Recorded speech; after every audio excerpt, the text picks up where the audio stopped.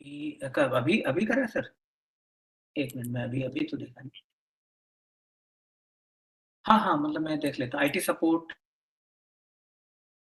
हाँ हाँ हाँ, मैंने देख लिया सर।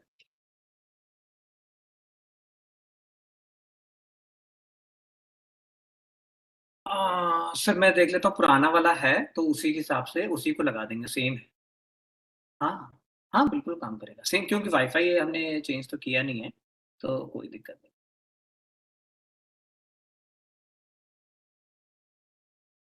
हाँ हाँ सर, वो काम कर रहा है। वो हम अच्छा, हाँ हाँ हाँ, वो अब वैसे भी आपका कब है? अक्टूबर में है ना सर? हाँ हाँ, काम करेगा। हाँ, हम चेक कर लेंगे, जब पूरा चेक करने के बाद ही आपको देंगे सर। ठीक है, ओके।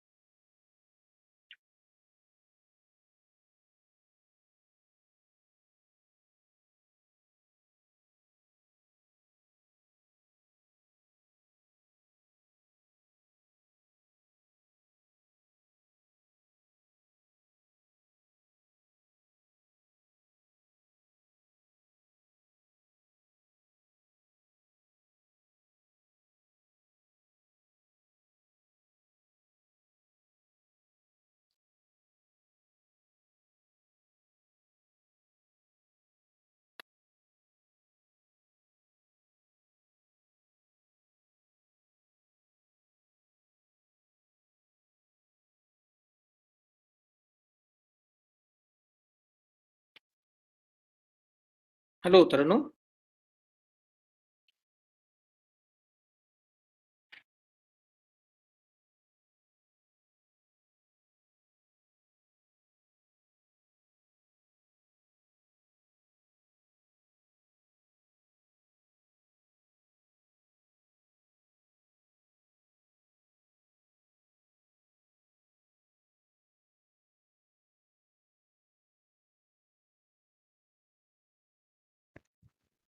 सर।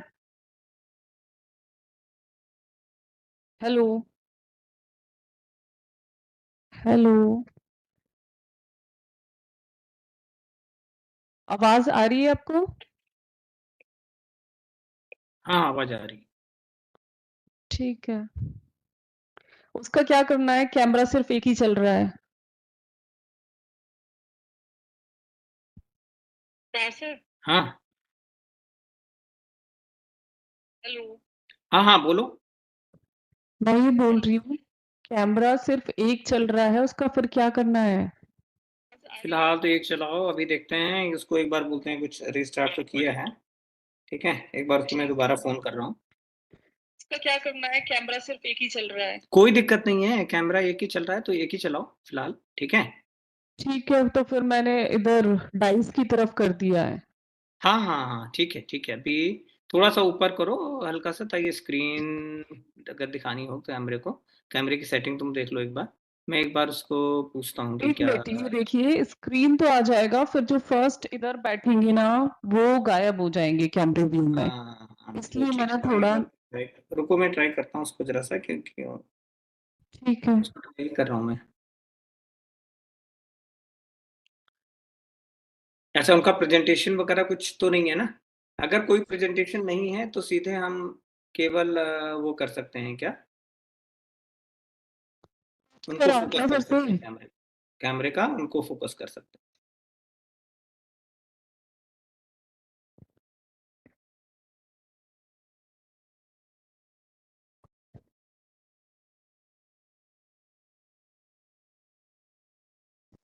आपने लाइव स्ट्रीमिंग ऑन कर दी है? हम्म, हाँ ऑन कर दिया। ठीक है।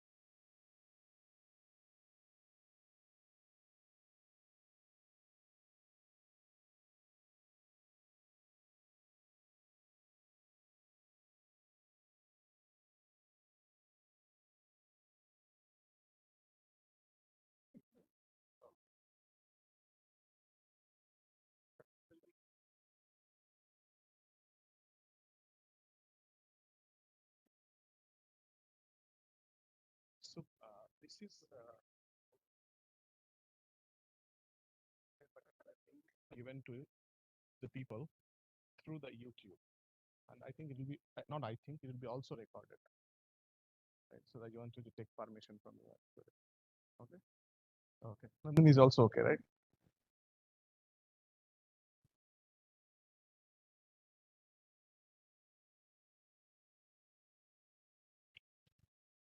So let's start now. Yeah. Okay.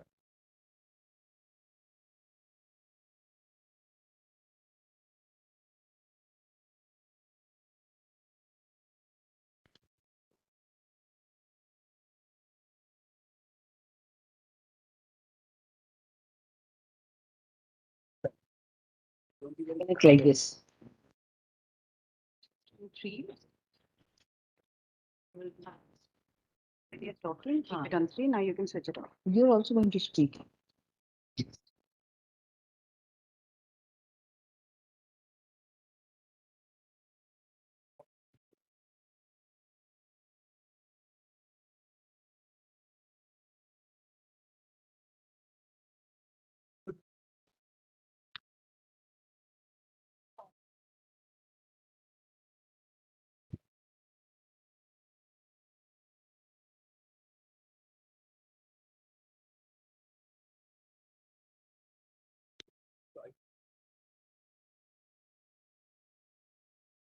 Yeah, that's how we can write that.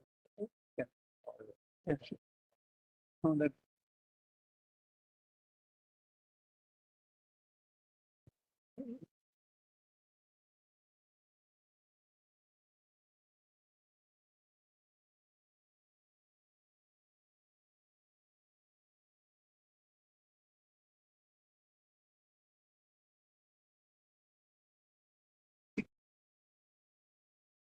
we are on.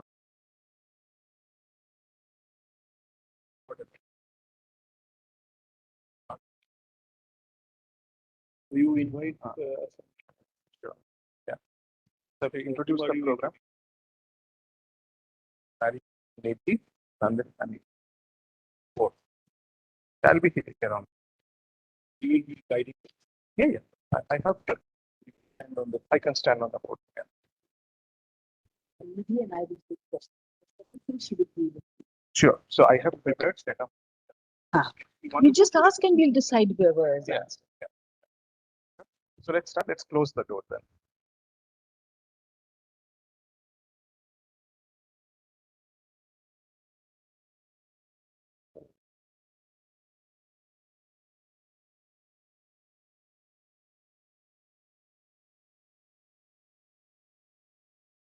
I have to speak Hindi.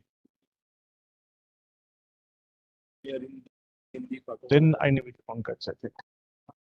Pankaj. So, half amount would be you.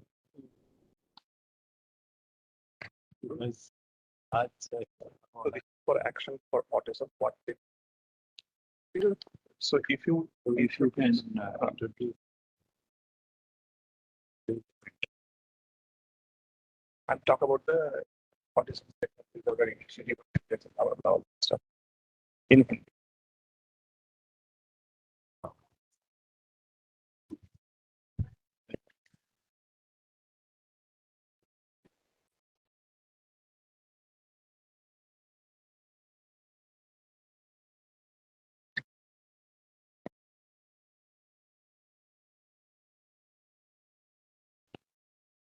Yeah, some because of conflict of talent as well.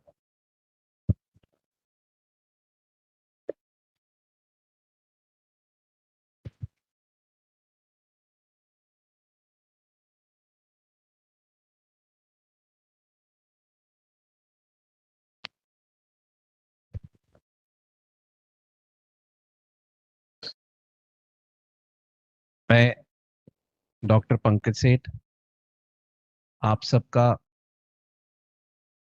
राष्ट्रीय मस्तिष्क अनुसंधान केंद्र मानेसर में स्वागत करता हूं।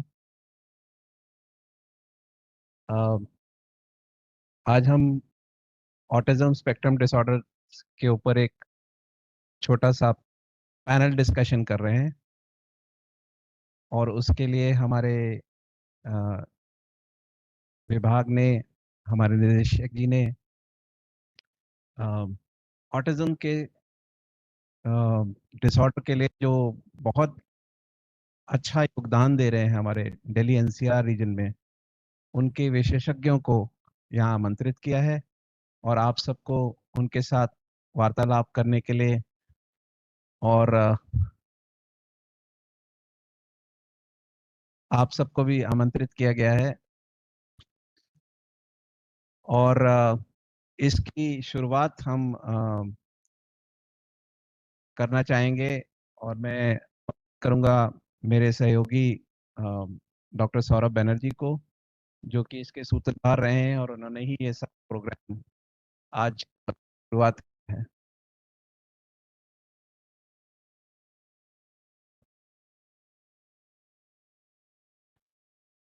So, Dhanyavad Pankaj ji. It's a great pleasure to have this discussion on the autism perspective, autism spectrum disorder perspective, and the challenges.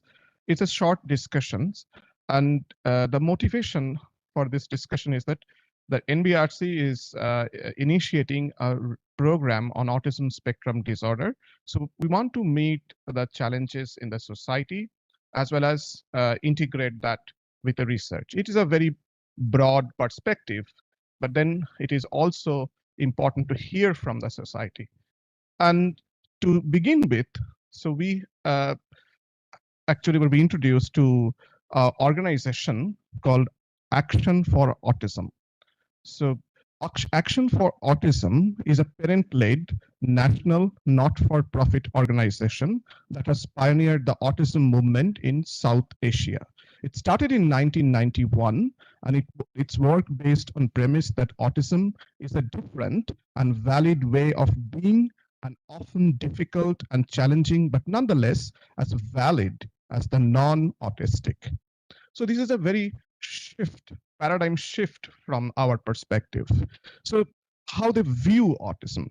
Instead of viewing autism as a terrible or tragic condition, the Action for Autism view it as a different way of being.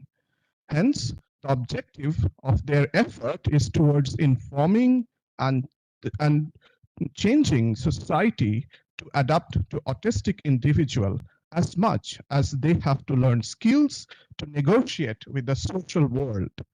Their service are designed as models for replication and thereby reaching out to far larger numbers than would otherwise be possible.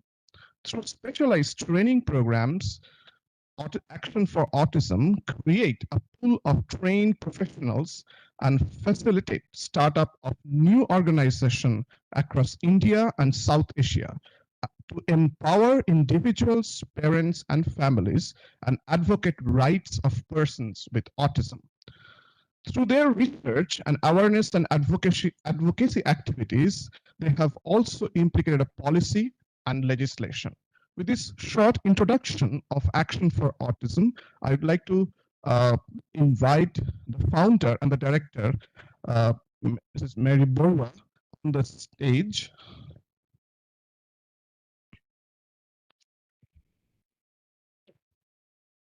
And also I'd like to invite Dr. Nidhi Singhal, Director, Research and Training for Action for Autism.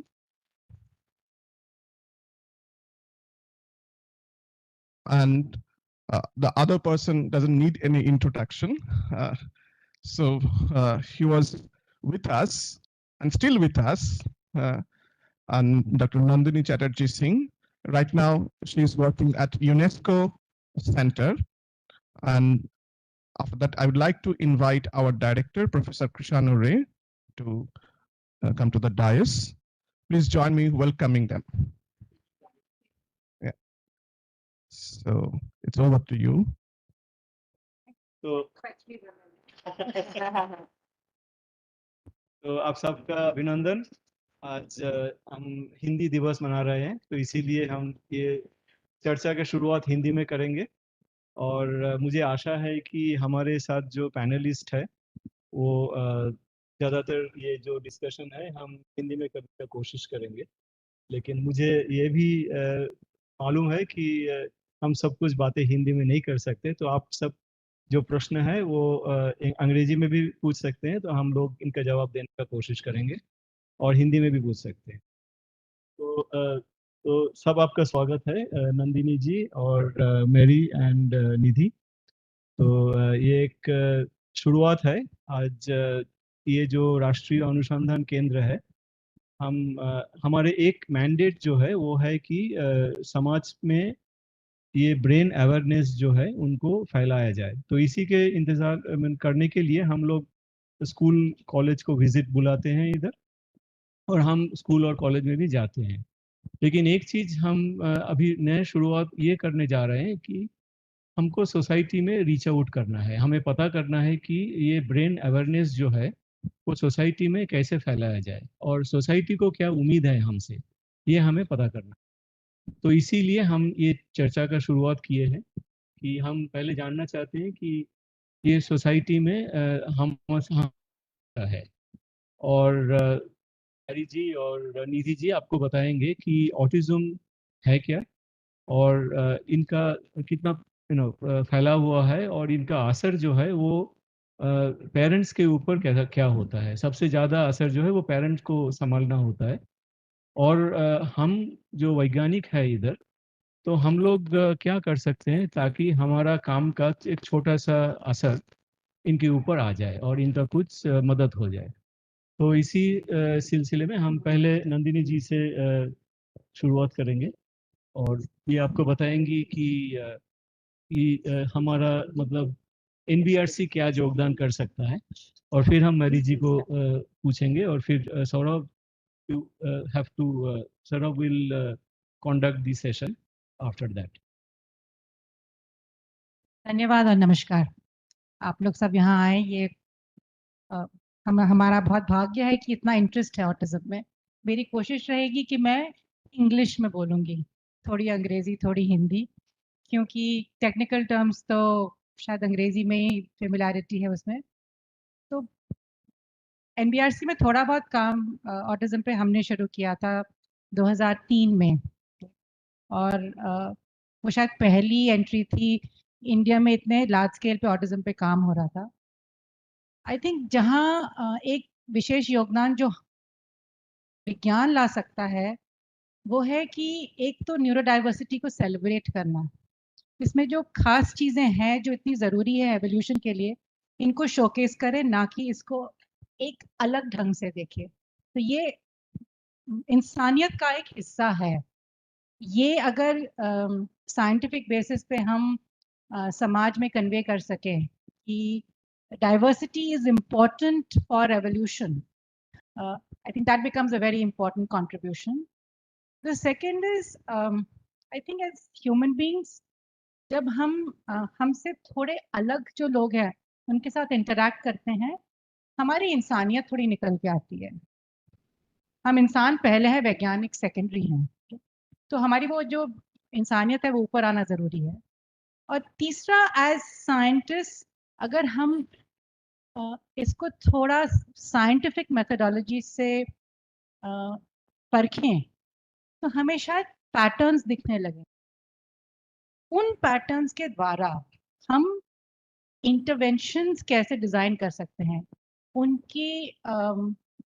उन्हें उनकी ज़िंदगी थोड़ी और आसान करने में, दो तरफे से, सिर्फ उनकी ज़िंदगी आसान कर ले नहीं, पर इसलिए ताकि हम उन्हें सही तरीके से परख पाएँ, ना कि उनको अलग कर पाएँ। यहाँ बहुत इंटरेस्टिंग कॉन्ट्रीब्यूशंस हम कर सकते हैं कि हम इन जनरल आदत रहती है कि हमसे जो अलग है उसको अलग कर दें, which is gave rise to the whole idea that birds of a feather flock together. Okay, but that's not what evolution supports. Evolution actually promotes neurodiversity, and we want to celebrate it, not isolate it.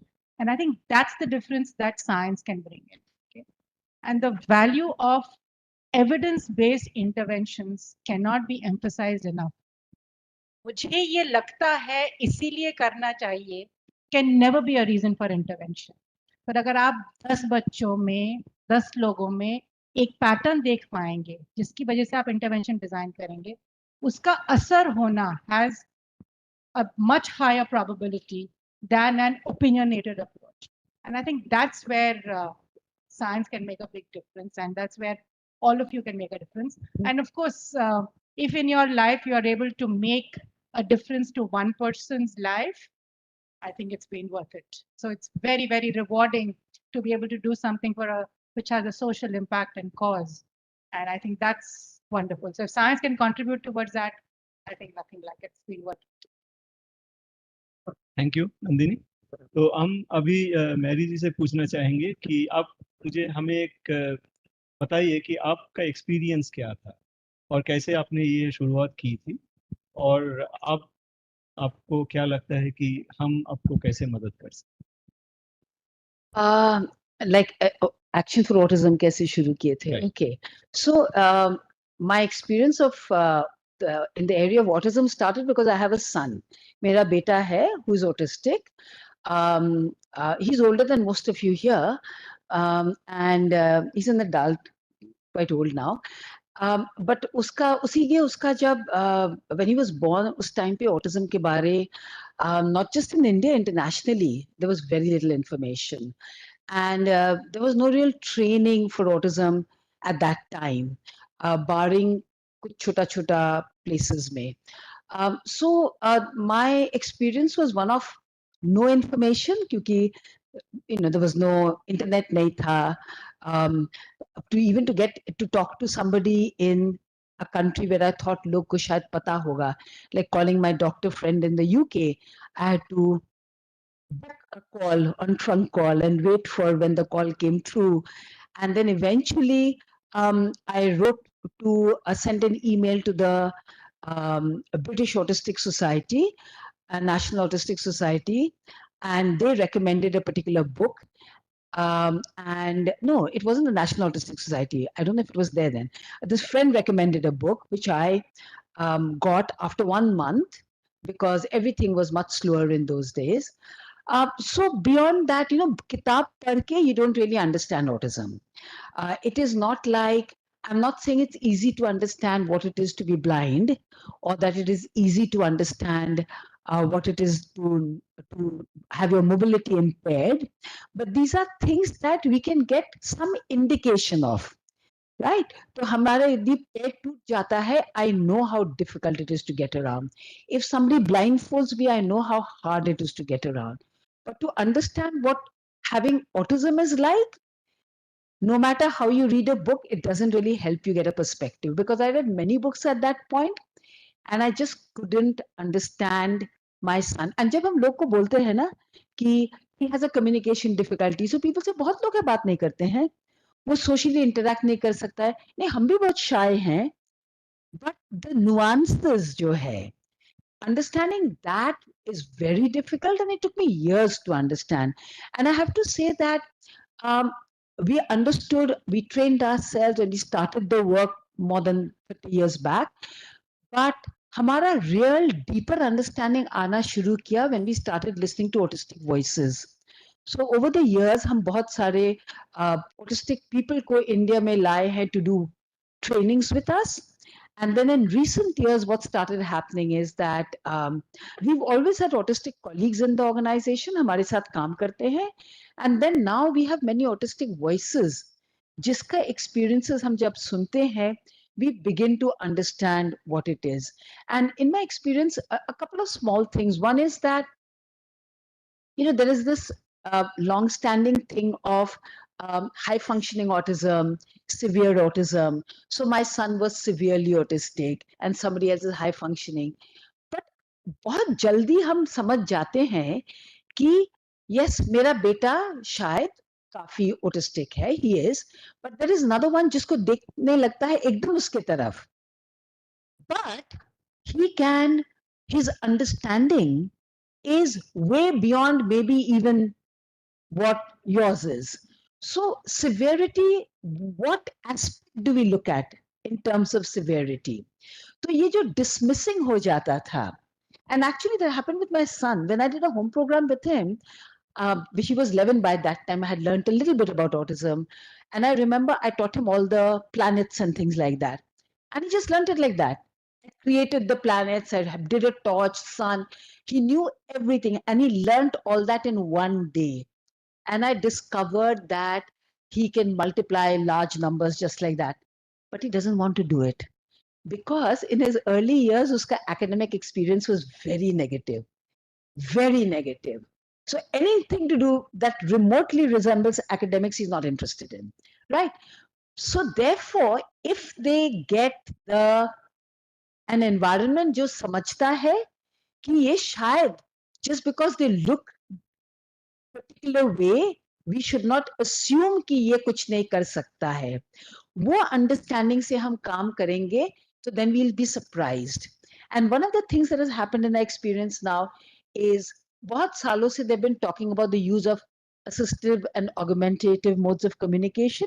Even we are not able to use it very well now, but some of our kids are using those and they surprise you with the things they say.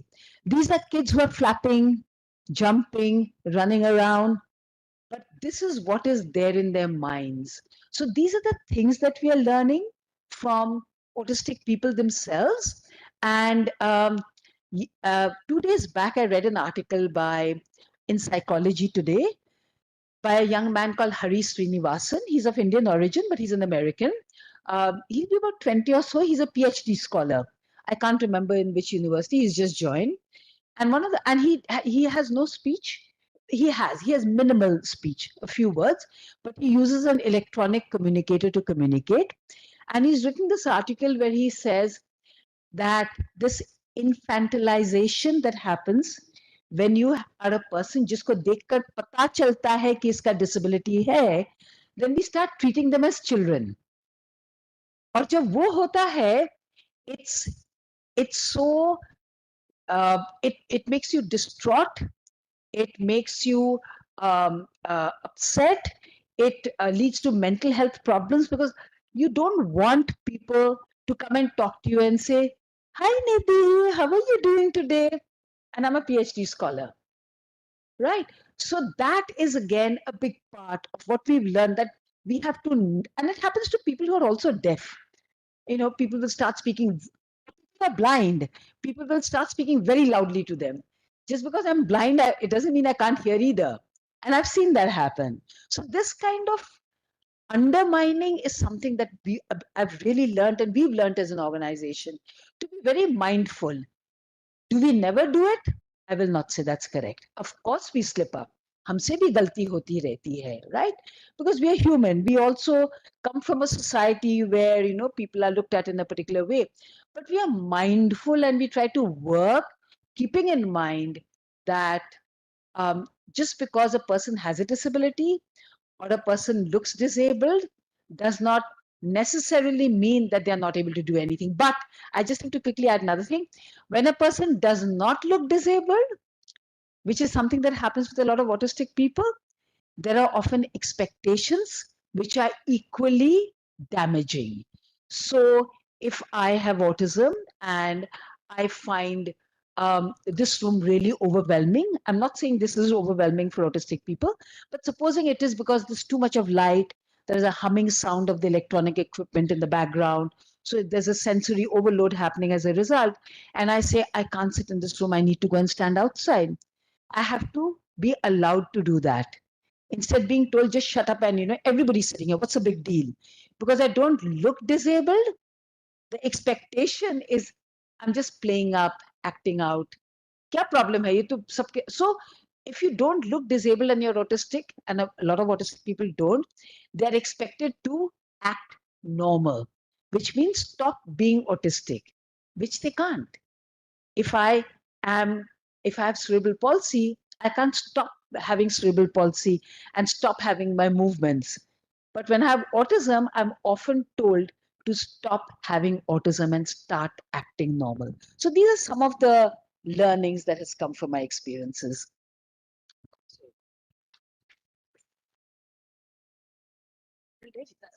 Yeah. So now अभी हम जैसे presented कि आपकी organisation कैसे शुरुआत की है और So आगे आप बताइए.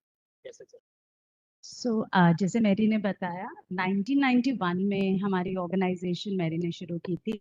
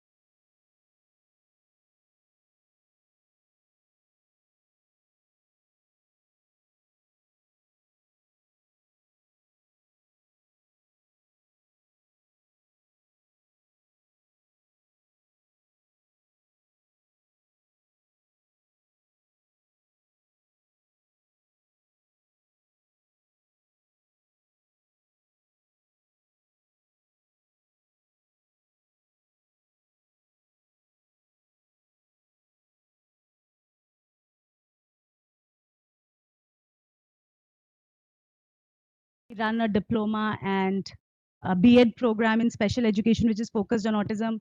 We work very closely with the RCI, जो Rehabilitation Council of India है, जिससे कि curriculum development बहुत strong हो, training बहुत strong हो, जिससे professionals जो आ रहे हैं special education में वो बहुत सारे strong हो. And we have an assisted living center now, a facility which is like going to be the home for the rest of their lives. So the whole range. Yeah. Yeah. So now, thanks, Mary. So one of the things that is really coming up, बहुत ज़्यादा मतलब जैसे मेरी बोल रही थी, हमारे साथ बहुत सारे colleagues तो हमेशा रहे हैं autistic, जो हमारी टीम में रहे हैं, पर इसके साथ साथ अभी बहुत सारे adults जो हैं जो आ रहे हैं जिनको हम diagnose भी कर रहे हैं.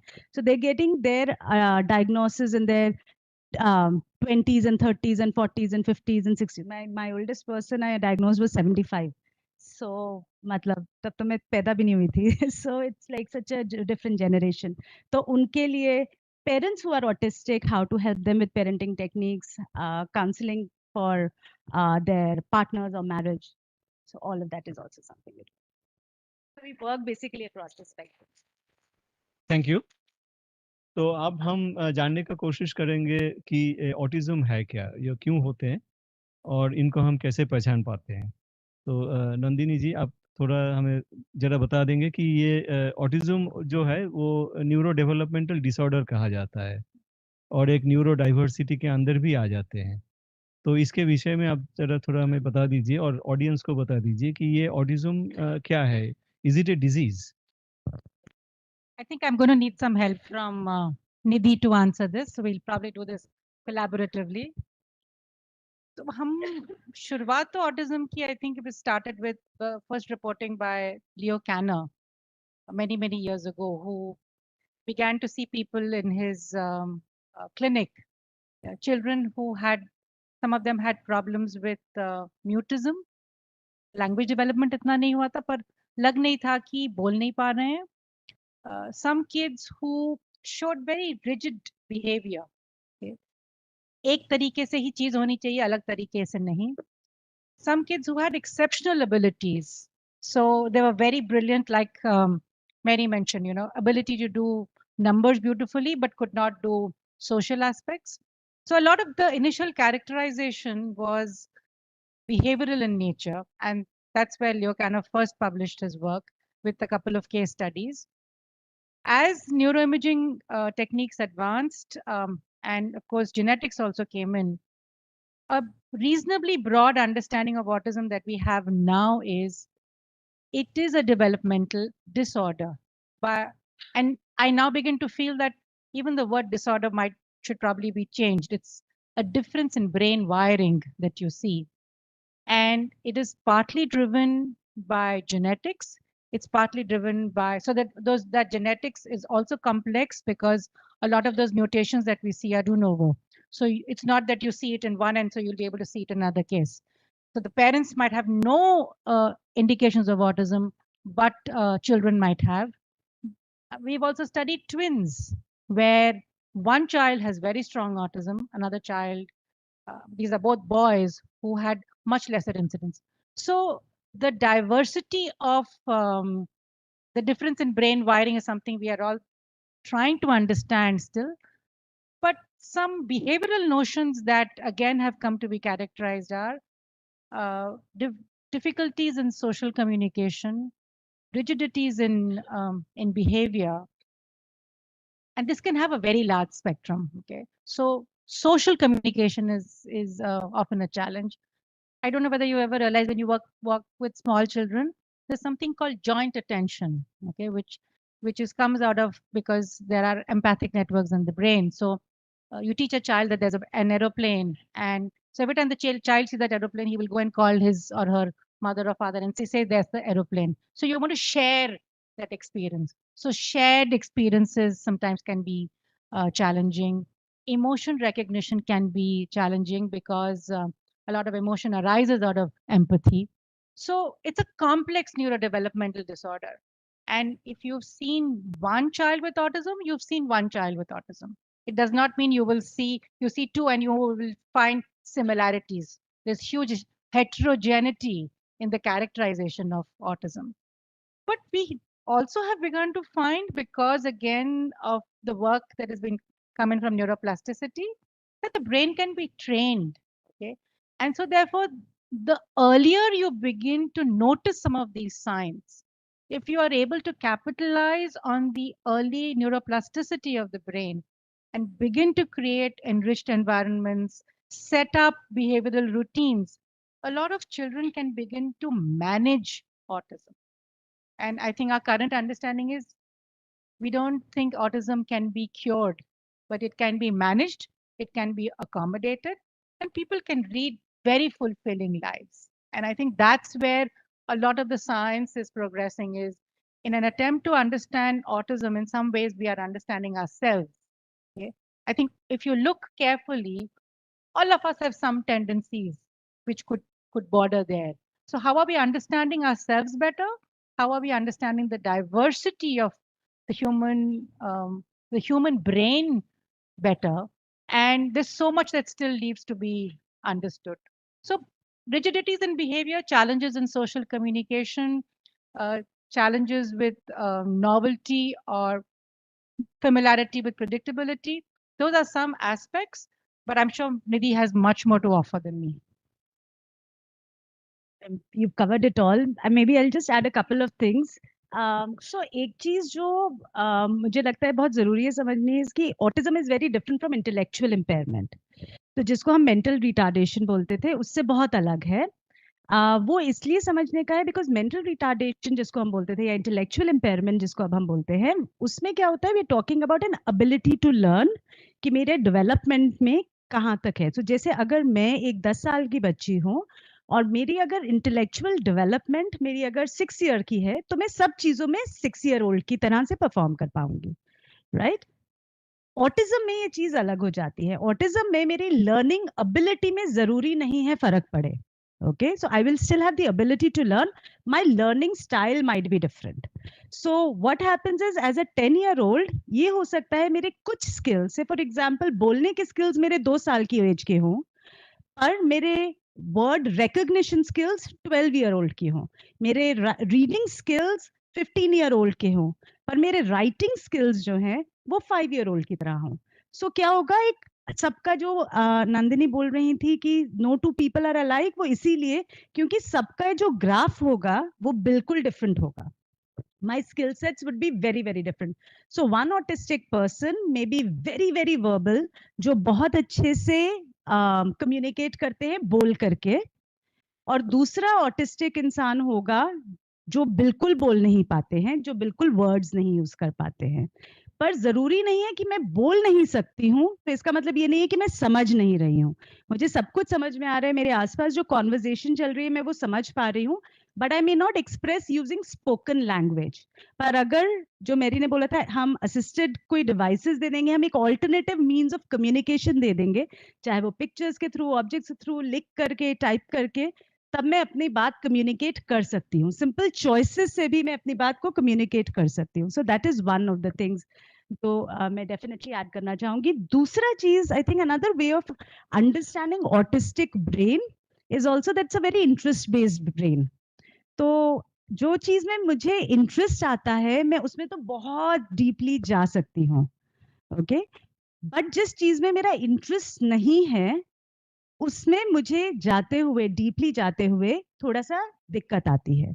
और वो किस लिए आती है, बिकॉज हम जो नॉन ऑटिस्टिक लोग हैं वो हम क्या करते हैं, हाउ आर वी मोटिवेटेड, हमें क्या फर्क पड़ता है, लोग क्या कहेंगे मेरे बारे में. तो अगर मैं यहाँ पे बैठी हूँ तो मेरे बाल ठीक लग रहे हैं, मैं ठीक से बोल रही हूँ कि नहीं, सर मेरे बारे में क्या सोचेंगे, वो स्टूडेंट क्या बोलेंगे, वो कैमरा में क्या बोलेंगे, all of this is something जो हम सबको बड़ा वैल्यूएबल लगता है, right. For a lot of autistic people, not all, but for a lot of autistic people, लोग क्या सोचेंगे उससे ज्यादा उनके लिए इम्पोर्टेंट है ये जो इंटरेस्ट है, जिस चीज में मुझे जो नॉलेज है, जिस जो ये काम मैं कर रहा हूँ, that is my interest area. So that what I am doing, the task at hand is so much more fun. That is so much more important to me than what people are going to think about me. तो जो मेरे social interactions होते हैं, वो जो हम जिसको हम बोलते हैं ना गप्पे लगाना या स्मॉल टॉक करना कि अच्छा और आप कैसे हो, हम किसी को अपना एक मिलने के लिए हम बोल देंगे, oh such a nice, you looking so nice, किस लिए, इसलिए नहीं कि हम जनरली मीन करते नहीं, बट ओके कभी कभी हम सिर्फ सोशली ये चीज बोल देते हैं, राइट? बट हम ये सारी चीजें ऑटिस्टिक लोगों के लिए, ये सोशल इंटरेक्शन, स्मॉल टॉक करना, ये मुश्किल हो जाता है। तो क्या होता है, वो they will come across as something like बड़े स्टैंड ऑफिश है, अकेले अकेले रहते हैं। और अगर इस तरीके की यूनिवर्सिटी सेटअप में, the other thing is autism is very common, it is one, the latest studies are 1 in 34। So which means आप सोचिए एनबीआरसी में कितने सारे ऑटिस्टिक लोग होंगे, राइट? ऑलरेडी होंगे, yeah. So and they might come across as brilliant geniuses, और या सिर्फ, इनको हम कैसे जानेंगे? हम जानेंगे एज पीपल जो बड़े खड़ूस है, चुप चुप रहते हैं, रिजर्व्ड है, बड़े स्नूटी से है, एरोगेंट से है, मिलते नहीं हैं, they don't know how to have fun, okay, जो सिर्फ हमेशा काम काम काम सोचते रहते हैं, या बड़े स्ट्रिक्ट लगते हैं, रूल्स अबाइडिंग लगते हैं। So all of that, so those are some of the things that I just wanted to add. Thank you Nidhi. तो अभी हम प्रश्न की शुरुआत करेंगे और सौरभ बैनर्जी आप अभी क्वेश्चन आंसर सेशन कंडक्ट करेंगे। So I'll start with connecting the thread of this diversity in the behavioral display that you are talking about. So as you mentioned that autism spectrum disorder individuals will display a lot of variety of behavior. So how do you train them and to actually engage with the world and engage with the immediate environment or even large context society? So to answer that, I'll take off from what Nidhi was saying about the interest. So the excuse me. So what usually happens with most autistic people is, excuse me, when you are can't hear. So when we teach them, we try to teach them in neurotypical ways. Just like with the person who's blind, we will not teach him the way we teach seeing children. When we teach autistic people, we will not teach them in neurotypical ways. We'll have to understand how their mind works. So one of the things to look at is what is of their interest. And when we start teaching, that is where we'll have to start from, even when the child is very little. The focus has to be starting with their interest and then building on it. So that when you start with an interest and say, I'm teaching her, and I start with an interest, and I'm doing stuff that is interesting for the child, then I start getting interesting for the child also. And the workplace starts becoming interesting, right? That's one. So starting with the interest is very important. The other thing is to keep in mind, you talked about routines and predictability. Nandini talked about that, which is again very, very important. Autistic people have difficulty with dealing with transitions, right? And it's an example I gave yesterday, like if somebody were to throw a surprise birthday party for you, you'd be so happy. Oh, look, I've come home and suddenly everybody's here. Do that to an autistic person, the vast majority would probably have a meltdown, just not be able to deal with it, right? Not all, there will be exceptions, I'm sure. So sudden changes and transitions are hard. And that is true also when I'm teaching them. I'm supposed to be doing this with you, and I suddenly change and say, oh, okay, this is not ready, let's do that. If the child is not learning, I have to watch out if I'm doing things like that. Keeping the learning environment well structured, visually structured, and predictable. This is something that is not really understood very well as yet, but that is absolutely critical. If you keep it visually structured and predictable, the child will learn way, way better. And this is something that actually would work very well in regular schools as well. And there's not a whole deal that they have to do for it, but just the understanding has to be there. And if that is there, then people can learn better. And one last point is autistic people learn in somewhat different ways. So they often have to learn how to learn. So for instance, we were talking about deep focus. Both of them mentioned having deep focus. So when you have deep focus, one of the things that may happen is that your focus would be in one aspect of a thing and not in other aspects. So if I say that this is a bottle, so for many autistic people, this thing with a green cap and a green middle and a transparent thing in the middle is a bottle. Not, say, the metal water bottle I brought with me today, not some other bottle, because they're focused on their sharp focus brings them to this. This is a bottle. The details of this bottle, thank you. The details of this bottle is the bottle. Or if I teach them black, and to any other child who's not autistic, could have other disabilities, even intellectual disabilities. If you teach them that this is black, they will know that this is also black and this is also black, because they don't get stuck in the detail. But autistic people they are more focused on details.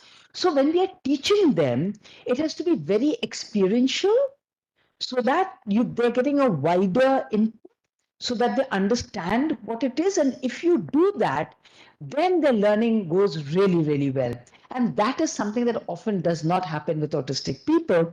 So even very intelligent autistic people often start having trouble in school, high school, and they are not able to go in for higher education because the teaching was not done in a way that helped them to really learn.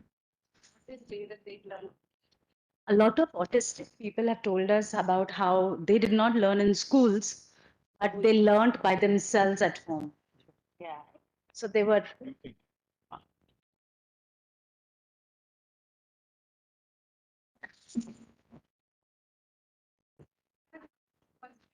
Just to say, come back to science and sort of generalize this. So the ability to generalize the challenge, and this is often studied under local versus global processing, is what Mary often talked about. Seeing the forest versus seeing the trees.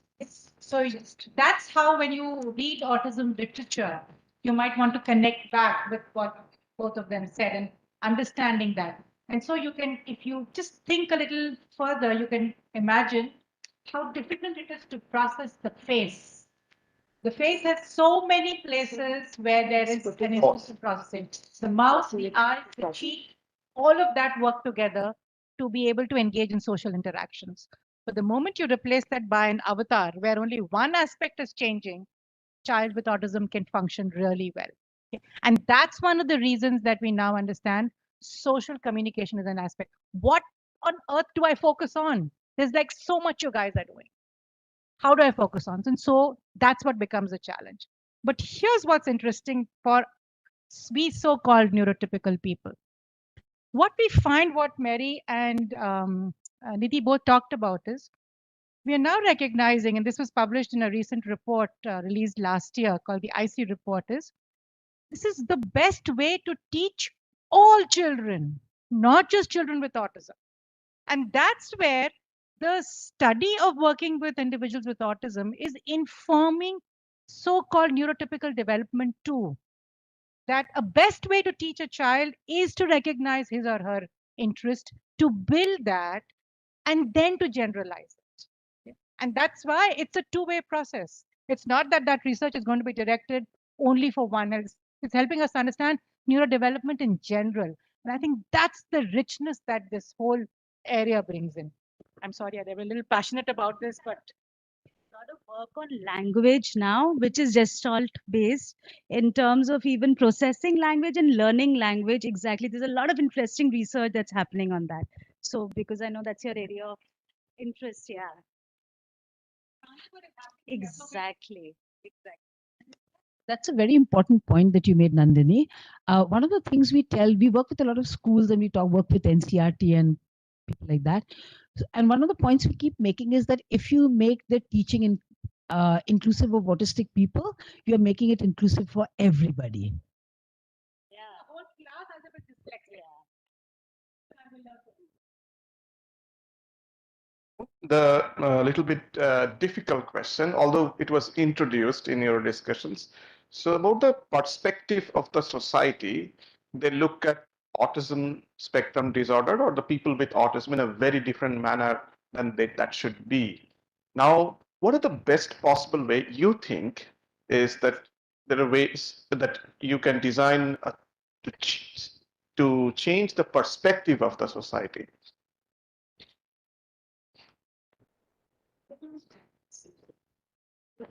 So I think whenever there is something which is different or which looks different, हम सबका immediate reaction is ये क्या है, ये कौन है, क्या हो रहा है. So there is that element of curiosity हमेशा जो रहती है, which is not necessarily a bad thing, right? अगर हमें curiosity होगी तभी हम जानना चाहेंगे, हम समझना चाहेंगे.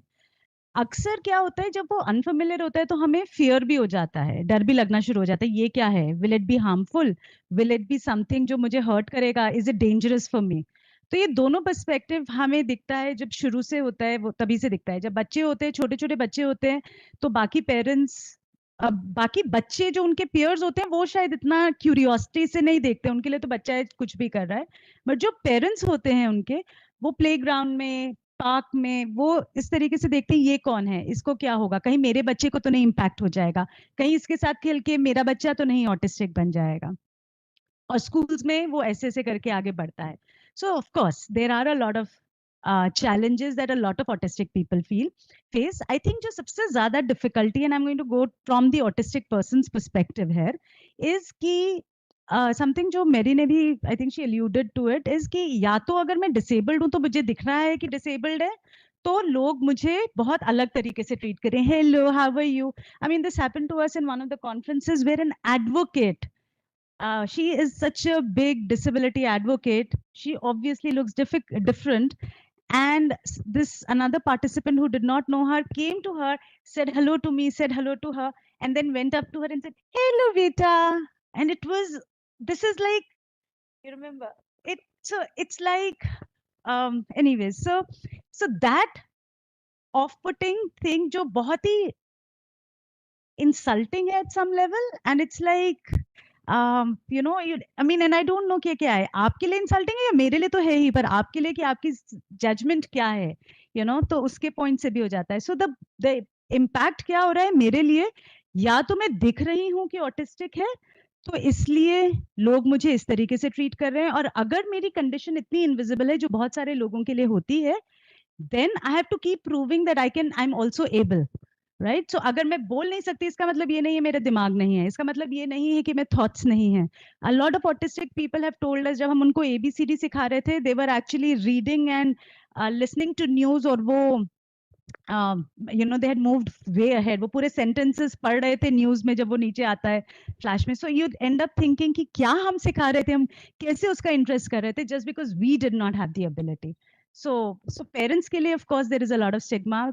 As an autistic individual, there is a lot of demeaning as well as not accepting accepting their own personhood.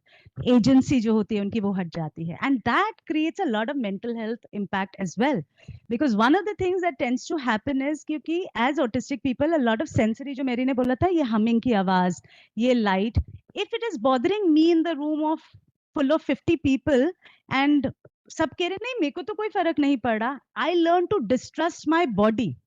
This is actually really hurting me. This light is really hurting me. But the impact क्या हो रहा है, लोग मुझे क्या बोल रहे हैं, तुम्हें फर्क पड़ रहा है, बाकी लोगों को तो फर्क नहीं पड़ा, तुम ही ज्यादा सेंसिटिव हो, right? So I learn to distrust my instincts. So मैं कैसे अपनी instincts को develop करूंगी? And all of us function on our instincts. हम लोग सब बोलते हैं ना trust your instinct. कैसे होगा? I will not learn how to trust my body.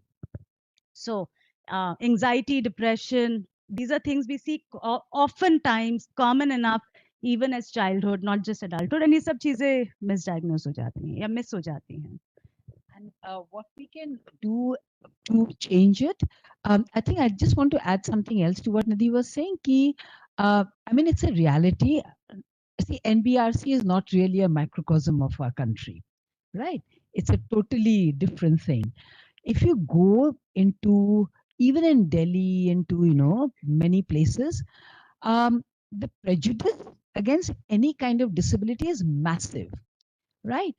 And there is a simple question I often ask people: how many of your families would be okay if you wanted to marry somebody with a disability, even somebody who's, say, blind? Forget about autism, right?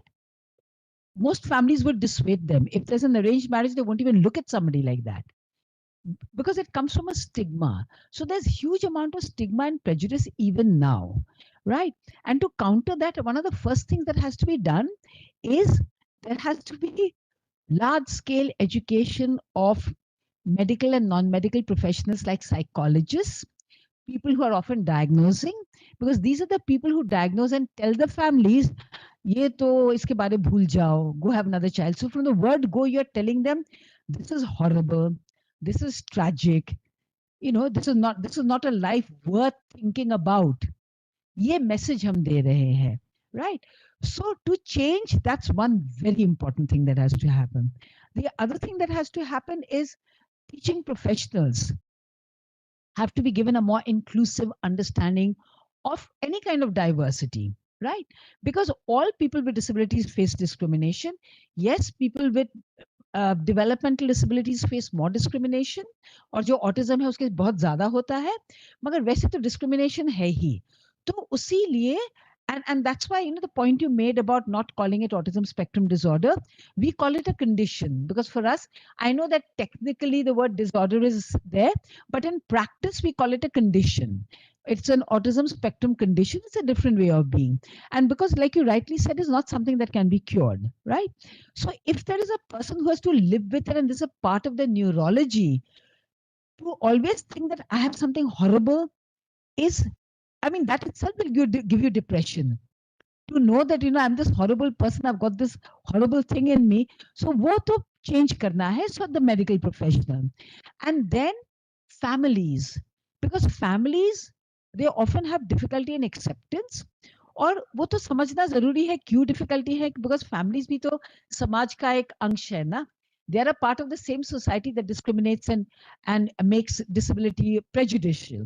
So families will always think कि हमारे साथ, you know, this is terrible. They'll want to hide. So a very important thing is encouraging families to be seen out and about with disabled people, because discrimination hota hai, like Nidhi said, because it seems different, it seems strange. ये हम कभी देखे नहीं है. And I give an analogy very often, like supposing if a 7-foot Scandinavian guy walked into a village in Tamil Nadu, what would people do? People will be running around asking, देखो देखो देखो क्या आया है, because ये अजीब सा चीज आया है, right? Because, and some people might even be scared कि इसका, and there was a time that it used to happen. They used to think इसका skin का क्या हो गया है, they used to rub it and see, right? So ignorance leads to prejudice, and the more exposure there is, and that is why, though inclusive education is going through a lot of struggle, it's a very good initiative, because जब हम disabled बच्चे को हमारे साथ पढ़ने देखेंगे, I know that I grew up with kids with disabilities in my school. I had, when I think back, I didn't know they were disabled, but I just knew they were different. So difference never, even when my son, I knew he was slow. I thought, I thought he was slow. I said, हाँ, maybe वो थोड़ा slow है, but it didn't seem like a terrible thing, because I've grown up seeing people with disabilities in my school. I don't know how many decades ago. So if you grow up seeing disability, any disability, then, you know, the acceptance comes naturally. You don't think it's a terrible thing. And that is something that has to change in our country. Where do you see disabled people? Do you see them in our community? There is at least 20% disabled people in our country, not 2% like the census says, right? The census bolta hai 2%. There's at least 20% people with disabilities. हम देखते हैं कहीं पर, we don't see them because they're all hidden away, they can't come out, it's not inclusive, spaces are not inclusive. हमारे families को बोलते हैं public bus से, ऐसे लोग को क्यों लेकर आए हो, उतर जाओ. The ones who are, you know, stronger, they fight back and stay, but there are others जो रोना शुरू करते हैं और उतर जाते हैं. So you don't see them in the community. So that's the other thing that has to change. As a scientist, I think all of us have this responsibility. If we see this, we have to speak up. We can't stop being, I think that's one of the ways that we can make a difference, is stop being passive observers and become active people. So if you see this happening, speak up for it and demonstrate that existence, that acceptance. It can't just stay in your head. It has to come out in behavior. That's the only way we can change, because sadly or happily, behavior is contagious. When you see somebody else speaking up, you will speak up too. So it starts with you. Accept and demonstrate that acceptance, and you will begin to see a change happen. Speak up for it. I think as people of science, you have a weapon. Use it to advantage.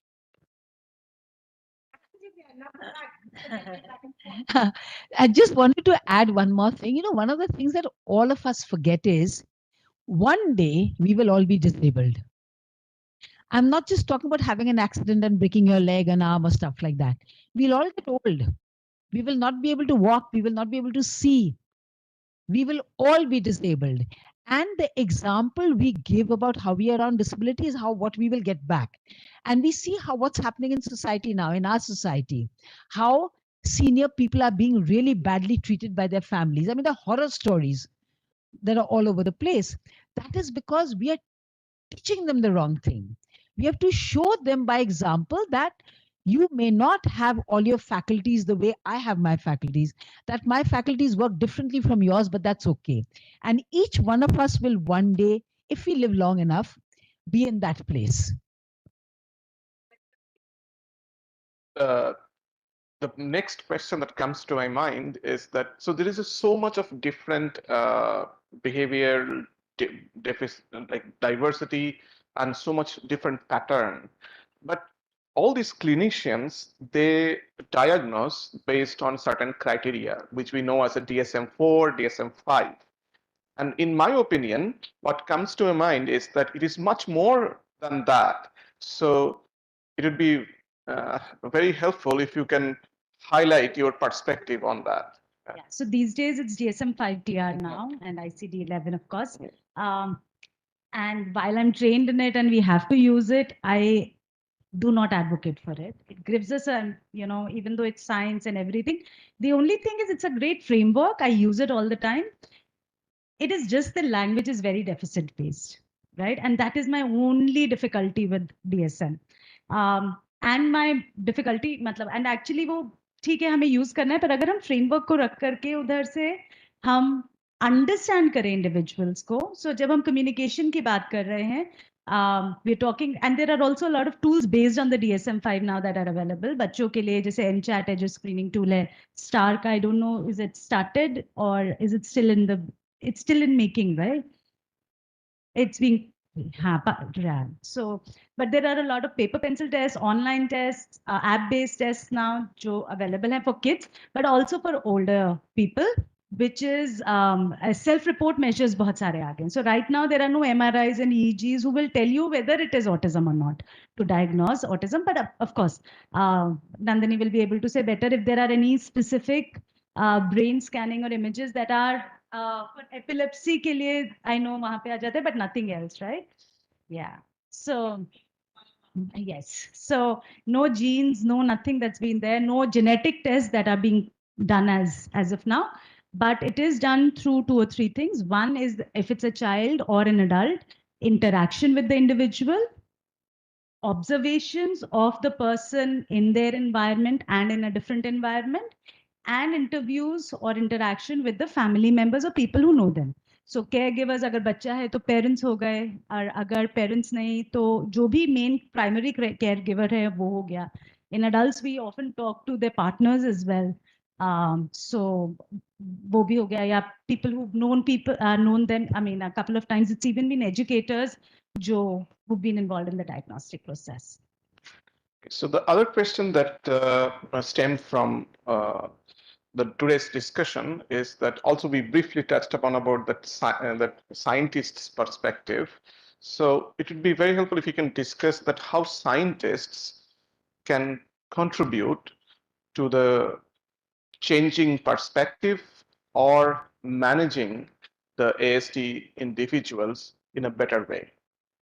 Oh, that's a great question. And as researchers, I mean, as people who've been involved, we've been doing a lot of research at AFA as well, specifically with autistic people. So I think there are 2 or 3 things that would be terrific. And you already have the framework here, thanks to Nandini. So one of the things जो हम definitely करते हैं is involve people who are the real stakeholders. Involve them. So whether it is an autistic researcher that who is there, or involved people like the family members, but have an autistic voice in the research, even at the time of conceptualization. आप वहां से शुरू करेंगे तो आपको सबसे पहली चीज जो पता चलेगी वो ये है कि I mean at least we found that the quality of research even to determine the topic, जरूरत क्या है, किस चीज की है, वो हम कितना implement कर पाएंगे लाइफ में एक्चुअल मीनिंगफुल वे में, that is something जो हमें बहुत ज्यादा आगे बढ़ता है. So that's one of the things जो हम like I would start from would be to have an autistic person's inputs while I'm designing or even conceptualizing any kind of research project. The second thing जो मुझे लग रहा है जब हम जब narrate कर रहे हैं या publish कर रहे हैं research, a lot of research is in journals which are very important. अगर हम उसका नॉन टेक्निकल वर्जन हम लिख करके ज्यादा कम्युनिटी में सर्कुलेट कर सके through whether it's NGOs, whether it is people who are there जो कि हमें कम्युनिटी में and even गवर्नमेंट के लिए तो हमें वो जो नंदिनी रेफर कर रही थी in science based scientific ways से यू नो साइंटिफिक तरीके से रिसर्च हुआ है, एविडेंस के साथ हम प्रेजेंट कर रहे हैं विद फाइंडिंग्स, तो वो क्रेडिबिलिटी भी बढ़ती है एंड नॉन टेक्निकल तरीके से हमें समझ में आता है. So that would be the two things I think. Yeah, actually, you answered my last question before we move it to the public, the audience and the public, is that how, as a like people like you, that who has a first-hand experience as a with the autistic individual, scientists and the clinicians can shape the government policies. Absolutely. Yeah. So in fact, 2 or 3 things, I mean, I'll just give examples of some of the research work that we've done at AFA. So one of the things, जो हमने, कौन से year में था, pediatrician project? 98, 2000. So 98 to 2000, we did one of the first studies, which was on pediatricians in India. So this was about 10,000 pediatricians. हमने उनको एक information booklet भेजी थी, which was very, very comprehensive, accurate information on autism. क्योंकि उस समय में तो diagnosis भी नहीं होता था. So जितने भी उस समय में association में थे, हमने सबको भेजा था, and we did a little research around it. And हमें बहुत उससे 2-3 चीजें हुई थी. एक तो immediately डायग्नोसिस बढ़ गए थे, हमें बहुत सारे लोगों को, क्योंकि हमें कैसे पता चलता था, हमें पता चलता था बिकॉज वो फोटोकॉपी लेकर के हमारे पास आते थे या रिकमेंडेशन डॉक्टर्स के थ्रू आते थे कि उन्होंने ये हमें रीडिंग मटेरियल दिया. So that's how we got to know. तो जब वो इंसिडेंस बढ़ा तो हम गवर्नमेंट के पास ये जाकर के बता सके कि देखिए कितना सारा ऑटिज्म है, जिसको हम western condition at that time हमें इंडिया में ये सोचते थे कि ऑटिज्म इंडिया में होता ही नहीं है. It was considered as a western condition. So western condition होता है तो इंडिया में जब कुछ करने की जरूरत ही नहीं है, फिर सो अमेरिका में होगा, इंडिया में क्या करने की जरूरत है. तो इसलिए हम, but now when we could prove that there are enough autistic people, that's why we were able to advocate for कि स्पेशल नीड्स कोर्स होना चाहिए which is focused on autism. It needs to be made into a part of the government policies, law, सब कुछ. So everything stemmed from. So that is one example that we did. Similarly, we did one of the first studies on adults with autism. Again, their journey, and one of the findings which was very, very disturbing at that point was about how people who had finished, we spoke to about 100 autistic adults and their family members in Delhi and NCR areas. And usme, I think there were 1% people who were employed and 90% of people and some 10% or something who were in vocational center or still going to schools, but a very large majority after school, जिन्होंने school भी खत्म किया, चाहे वो special need school हो या main stream school में, inclusive school में किया था, उसके बाद they had nothing to do. They were still at home doing nothing because उसके बाद के pathways अभी बने ही नहीं. So that again shaped the focus on education, higher education and work. Thank you so much. Now I'd like to ask, request the audience for any questions that you might have. You can read the microphone.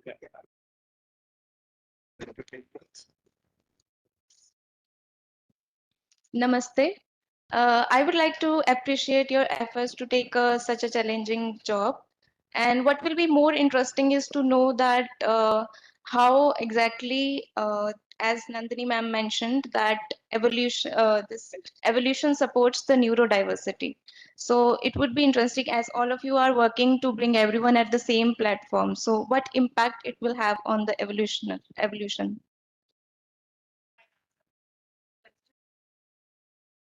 So one of the things we know is that it's the unique interactions of genes that, along with a lot of other complicated circuitry, which brings in the richness in humanity. Okay? So the simplest example I can give you is hybridization. Okay, if you had the same category of the plant that continued to propagate, after some point in time, the yield begins to stabilize.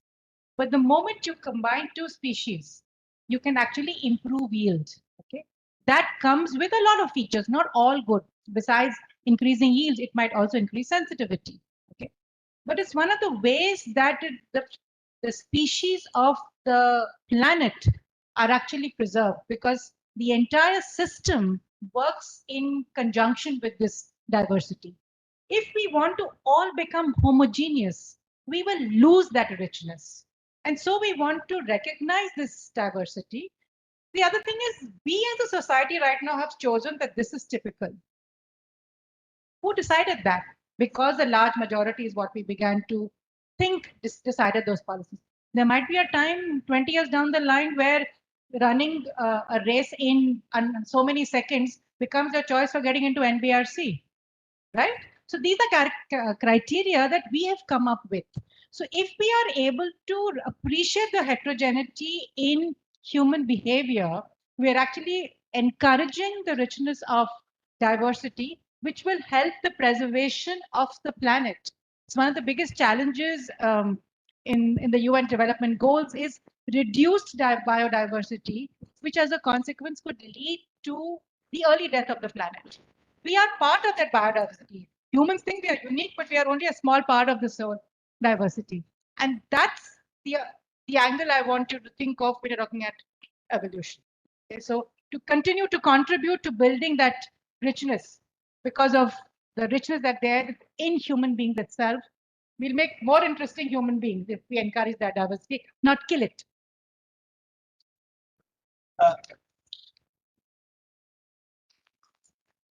धन्यवाद एनबीआरसी में आने के लिए। तो पहले मैं ये एक सवाल था मेरा कि आपको हम जो रिसर्च है वेदर इट इज इन एनबीआरसी या बाहर जो है, हम लोग ओवरऑल आपको पॉलिसी पर्सपेक्टिव से या सोसाइटी पर्सपेक्टिव से आपको कुछ लगता है कि हम लोग कहीं पे गलतियां कर रहे हैं जो ऑटिज्म के सारे रिसर्च हो रहा है? अगर गलतियां कर रहे हैं तो उसका सुधार कैसे किया जाए? ये जो गलत डायरेक्शन में हम लोग जा रहे हैं, ऐसा कुछ बारे में आपका सोच आप बता सकते हैं? बेहिचक बताइए, क्योंकि हम कहीं पे ये डिक्लेयर नहीं करेंगे, बट सीरियसली ऑनेस्टली हम लोग सुनना चाहते हैं, क्योंकि सबसे बड़ी बात है कि साइंस में अपने गलतियों को समझना, तभी हम लोग उसमें सुधार ला सकते हैं। तो जो मेन रिसर्च डायरेक्शन है, एक तो मैं बता सकता हूँ आपको, ये जो ऑटिज्म का हम लोग कोहोर्ट बनाने की सोचते हैं कि एक तरह का एक पैटर्न बनाया जाए, although evidence based science is kind of teaching us to do that, but ये कहीं पे एक क्लैश है जो फिलॉसफी का क्लैश है। तो इसको थोड़ा आगे बढ़ा के आप कुछ बता सकते हैं कि कहाँ पे हम लोग बड़ी गलतियां कर रहे हैं जो को हम लोग सुधार सकते हैं? मेरे लिए सिर्फ मतलब बहुत सारे होंगे, पर आई पर्सनली जो मेरे फिलॉसफी के अगेंस्ट है, और समथिंग जो which links to what Nandini just said, prevention related genetic research जो हो रही है, which is in utero, कि हम जल्दी से पता करेंगे कि ऑटिस्टिक है और खत्म कर सके autism. I think that's one thing जहाँ साइंस जब जा रही है, where we are talking about killing diversity, and that is something that I'm yeah, I don't think that helps. So that would be the only thing that I want to say.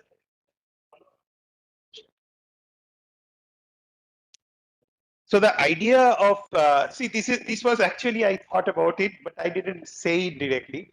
So a lot of the effort, हमारा कोशिश है कि इन हम लोग diagnose कर पाएंगे, early intervene करेंगे तो सब कुछ सॉल्व हो जाएगा समहाउ। बॉर्डर यही एजम्पशन है सोसाइटी का, जैसे हमारे पॉलिसी मेकर्स भी ऐसे देख रहे हैं। ये मेरे ख्याल से एक पॉपुलेशन को इग्नोर कर रहे हैं, जो कि अभी who is a 70-year-old autistic, what are we doing about them, and how, and this is where I hear that since there is nothing reported on them, right? तो जैसे कि फिलाडेल्फिया कोहोर्ट है या अबाइड जो database है हमारे autism में, तो it is already mostly based on kids, but absolutely in the world there is no database, no data on autistic adults. So यहाँ पे रिसर्च क्या कर सकते हैं आपके, like you know, observations जो है, हो सकता है वो मे बी एविडेंस बेस्ड ना हो कभी भी, but based on the observations itself, can we frame some kind of a hypothesis for going and helping the adult autistics? I think you've really raised some very important points and very accurate ones, because autistic लोग पहले भी थे हमारी society में और अभी भी हैं।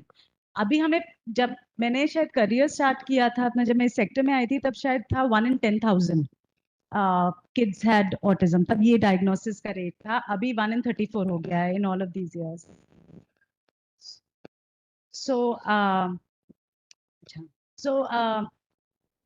पहले भी जो थे वो इसीलिए शायद they were misdiagnoses that were happening, वो underdiagnosed था, वो एक चीज थी। पर बहुत सारे लोग उस समय भी हमारे कम्युनिटी में अब्सॉर्ब थे।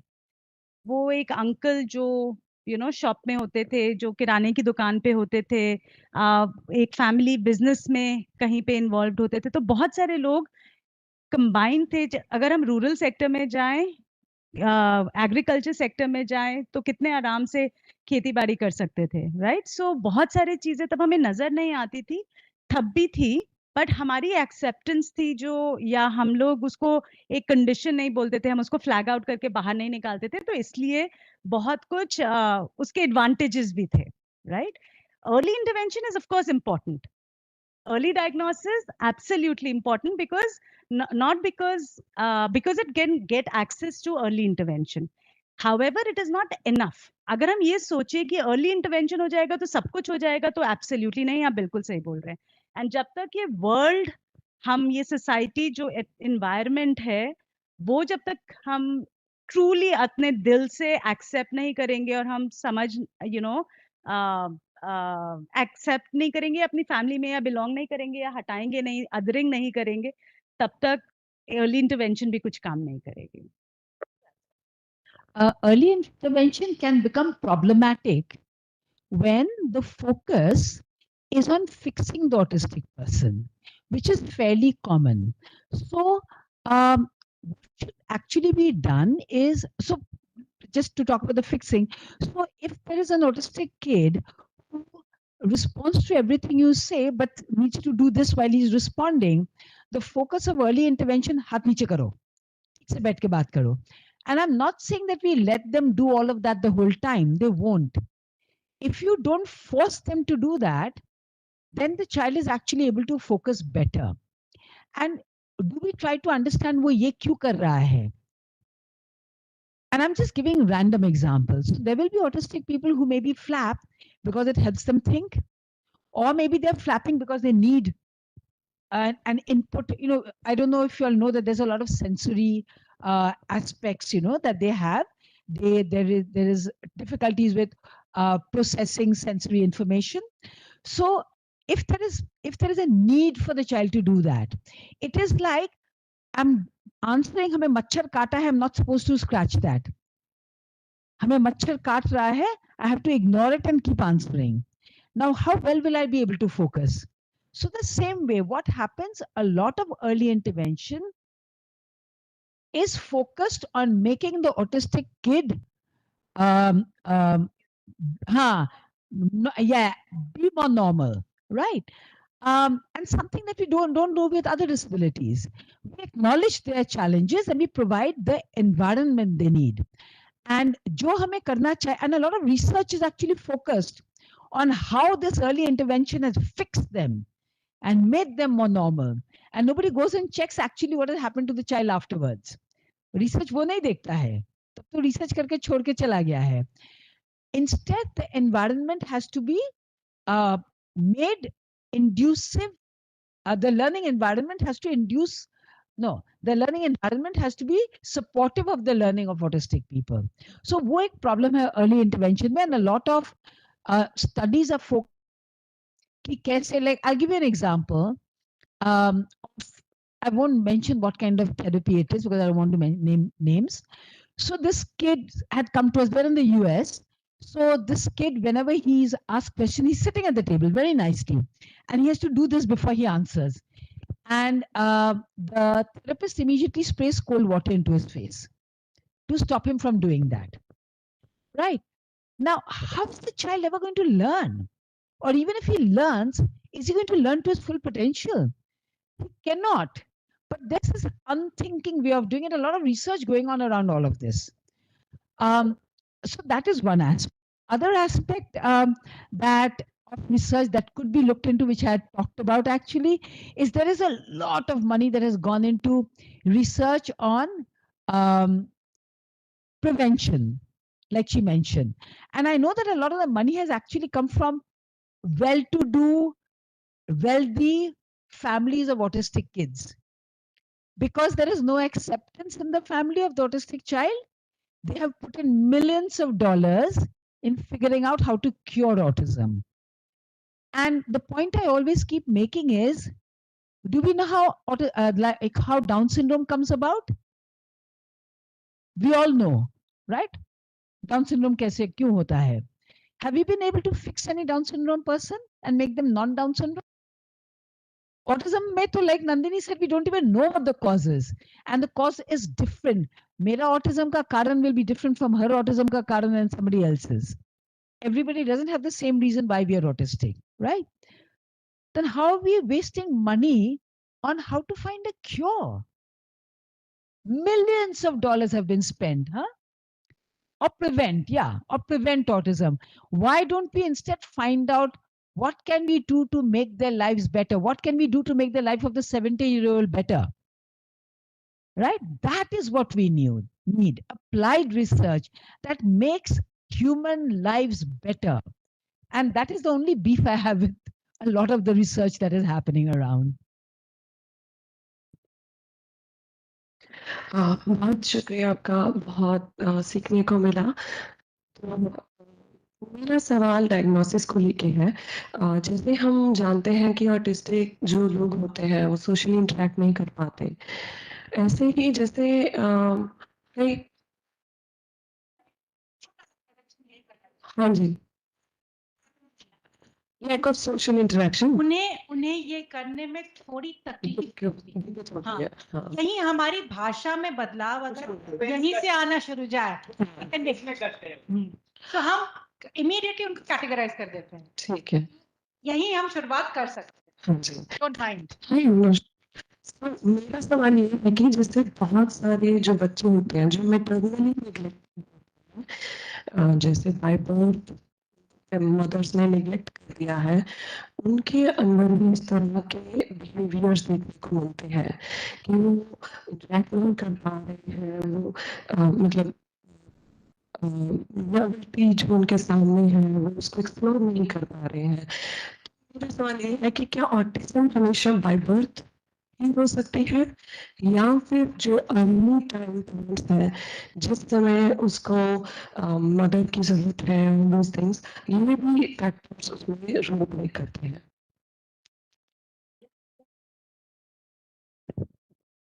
So I don't know whether you've looked at the literature ever, but there was a time when autism was supposed to have been caused by refrigerator mothers.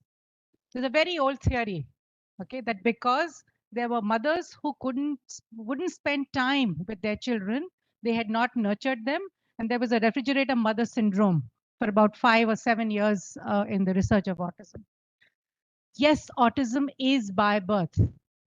Okay, you now know that there's also a field called epigenetics. Okay, so the environment plays a role, but I think there is now undisputable evidence that it is by birth.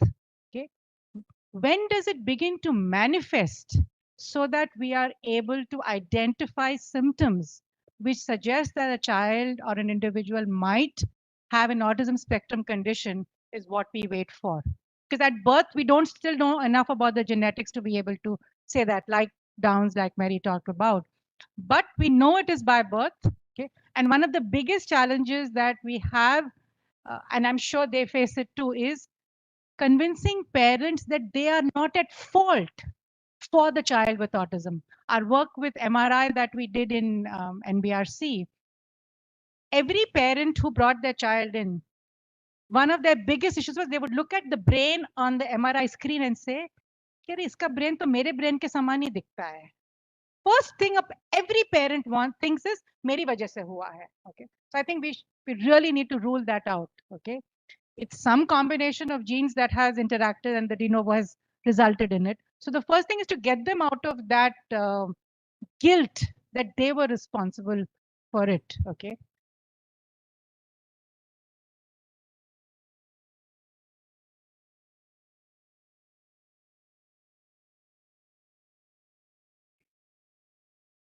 Absolutely.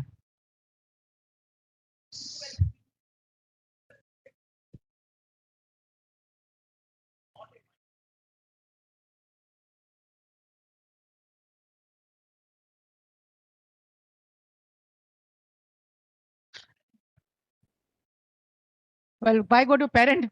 There's a difference between how good parents can males versus females be. So don't even go down that road. It's much deeper than that. But I think it's not because of maternal neglect. Okay, it's there. It's biological. So I think a word probably we didn't emphasize enough. The neurodevelopmental has a biological built into it. Okay, what we are able to do is to provide ways to manage it, not to cure it, not to prevent it, but to manage it. And that's about the best we can do as of what we know of it right now. The science continues to advance every day, and hopefully over a period of time, we will be able to build learning and living environments. And that's, Arpan, really one area where I think a lot of the research should go to, so that we can really accommodate neurodiversity in the population. You know, why do we have to always sit in chairs like this and do classes? What about having kids just sitting on the floor? Is it okay if a child does that? You know, so take away some of those rigidities in our systems, which can help children be themselves and flourish rather than bind them. That's where a lot of research might want to be directed at. Nandini, I have a question. Can I just add Yeah, something sure, to sure. that? I just give you two examples. I mentioned that my son has autism, and he was, like Tanner's autism, that kind. So my first child, when he was born and afterwards, like I would try to engage with him, but he never looked at me. He was completely lost. So very often I didn't know what to do with him. So I would be doing things around, but I didn't know how to engage him. Absolutely. And in fact, one little thing that I used to often say is that later on, I realized that, his eye gaze, I used to say it was like mercury. Like when we were kids, when the thermometer broke, we used to try and catch the mercury, and we never could. I could never catch his eye gaze. When he was 11, I learned how I could do it through very intensive methods, making myself fun and crazy and all of that. So if anybody'd seen me at that point, would have thought that I was a neglectful mother, which I wasn't. So it is not that the child is like that because of the mother, but the mother is like that because of the child. Because you don't know how to engage with the child. You're not able to get the child to connect with you in any way. So you feel lost. So that's one. The other thing that I want to say is that we had a young girl brought to us. And it was sent to us from some small hospital, because at that time we were one of the places. They believed that she was autistic, right? So she came to us and she was, lost in her own world, sat in a corner and all the kind of stuff. And with time, we discovered, and we don't assume just because, and it wasn't for a diagnosis. We were told, can you keep her? And she was from an economically disadvantaged background. We said, we will have her. With time, we figured out she was not autistic. She started connecting with us. She was deaf. They come from a very poor family, and the mother was busy with her work. This kid is not even hearing anything. And so when you're left alone, a lot of blind kids also do that. They develop stimming behavior. So she was lost, had stimming behaviors. I'm talking about Pooja. So all that kind of stuff. So she had that kind of aloof behavior, but that wasn't autism. Once she got the interaction, that disappeared. So just wanted to make that point, because sometimes you may find somebody where, you know, people say it is this, but then when you interact with the child, you spend time, you discover the child wasn't autistic at all to start with. Sometimes you're also finding parents are autistic themselves. So be mindful. Yeah. So that's something that now we are figuring out. That's another thing. I think in recent times, especially during COVID, abhi virtual autism bhi aa gaya hai. So there is this new word. No research. It's not autism, but there are yeah. But because सबको लगता था कि अभी Covid था, सब कुछ बंद था, टीवी के आगे बैठे रहते थे, इसलिए वो virtual autism भी आ गया है. So yeah, these will be things to IMD at this point. Hey, Nandini, I have a question for you. Epigenetic changes, how much influence the outcome prognosis? So there is some, this research is fairly new, Anirban, and there is some evidence to suggest that if children grow up in enriched environments, the extent of the symptoms manifest differently. Okay? It's still very early days because they're still starting to look at young kids over longitudinal studies to see how much those environmental changes do impact. But very often, and this is true in dyslexia and in autism both, they find that if there is an incidence of autism in the family already, then they will encourage the parents from birth itself to be able to start engaging in certain kinds of enriched behavior and environment to be able to probably impact the manifestation of the symptoms as the child grows up. Again, trying to capitalize on the neuroplasticity. So there is some work that is beginning to suggest that this has promise.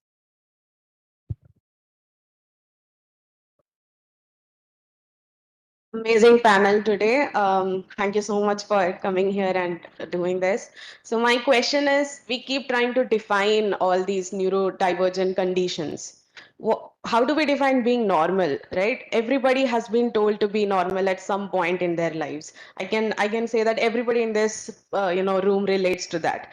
So how about we don't try to normalize being neurodivergent and we kind of deconstruct being normal? That makes the space much more inclusive for people. Isn't that more accommodative for the society? Isn't that better than interventions or marginalizing people with conditions? That's my question. Which one is easier?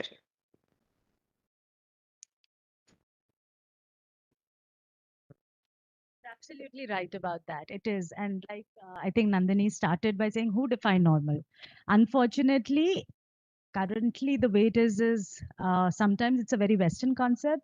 Because Canada से पहले अगर आप Indian research पढ़ोगे और history में जाओगे तो वहाँ पर maybe there were incidents. अगर आप हमारे पुराने texts देखोगे तो this focus इंटेंट फोकस तो हमारे महाभारत में भी है कि दैट वाज सेलिब्रेटेड राइट. सो बहुत सारी चीजें थी जो क्वालिटी से जो हमने सेलिब्रेट की थी, but eventually over the sub कुछ होमोजेनाइज ज्यादा हो रहा है, मास प्रोडक्शन की तरफ हम जा रहे हैं, सब कुछ वैसा हो रहा है, कमर्शियलाइजेशन बहुत ज्यादा हो रही है. So we are moving towards homogenisation, which is why I suppose the whole focus has to be on diversity and celebrating diversity. That's why we are talking about it.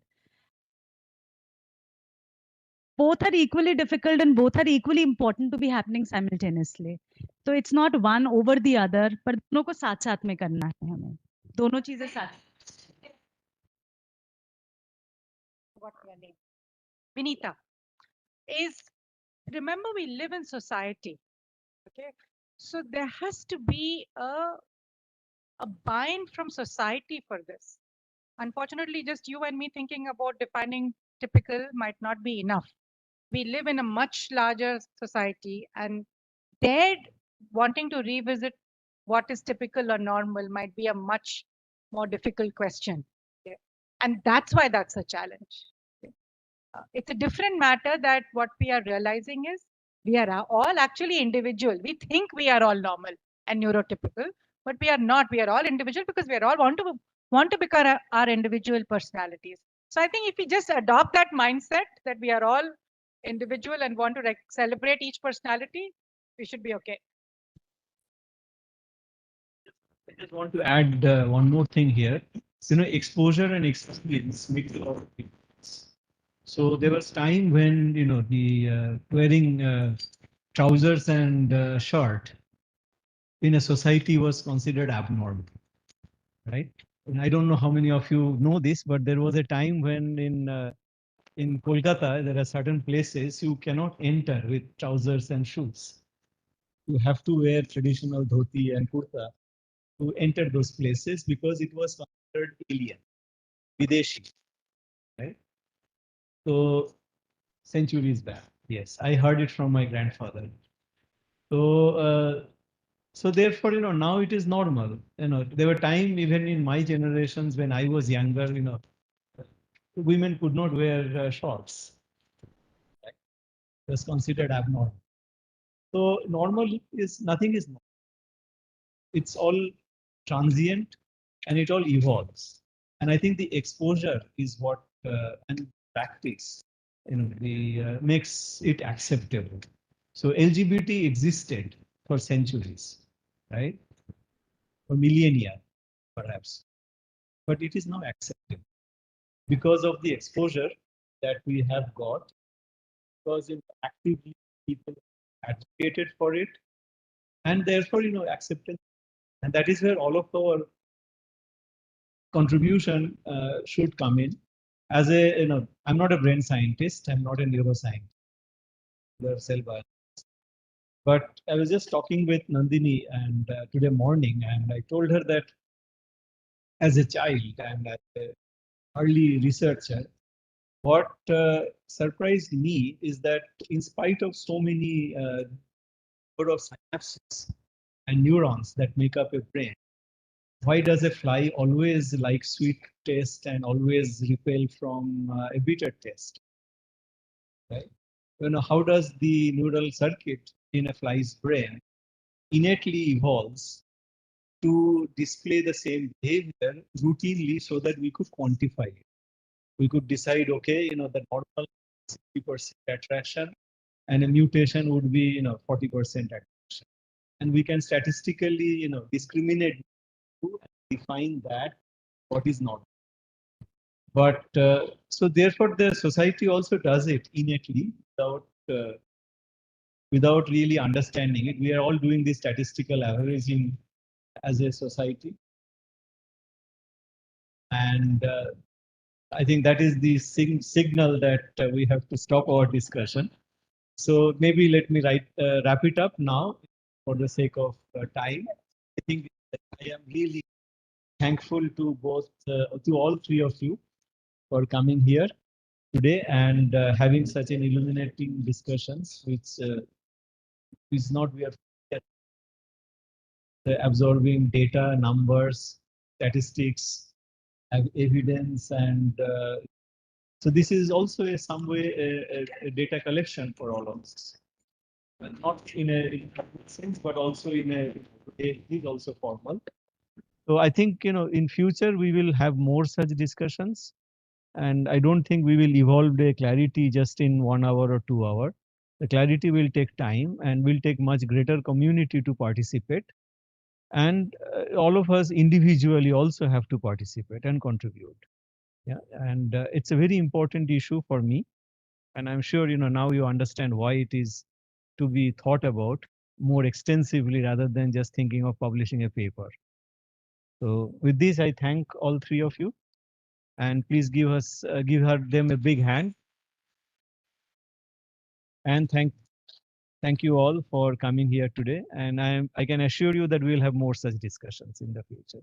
Saturday itself, there will be a talk by Professor Bhishmadev and Chakraborty, and he is from University of Reading, and he works on autism. And so we will have, please attend that talk and advertise it amongst your friends. So therefore, I think this is just the beginning, and many more will come. And today afternoon we'll have a discussion on concrete things, what we can do in short terms. And I'm sure all of you will get a chance to volunteer.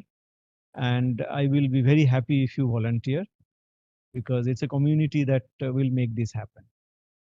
Thank you. And I was told that, so yes, Anindo, you have the last point. So ultimately, by interacting today, it seems to me that so there is a autistic person all living within each of us. That I realized also by talking to people, and today especially enlightened me. And it boils down to how we fix our thinking, because it challenges us, I think, more than the autistic people, like how to accept ourselves that we have a problem or it's not a problem is the biggest issue, I think. And because we are suppressing our problem and try to move on, move away. That is, I think, I want to all of us to think. Uh,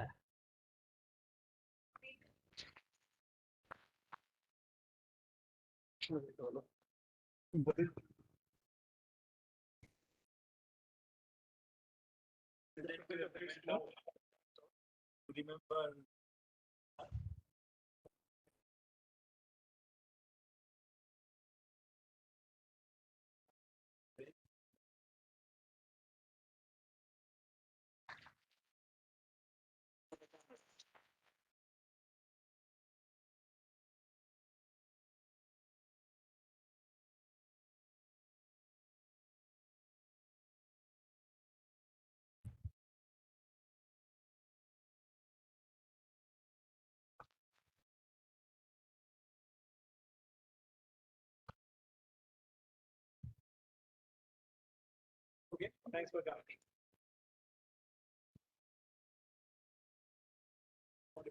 We already have. Saurabh,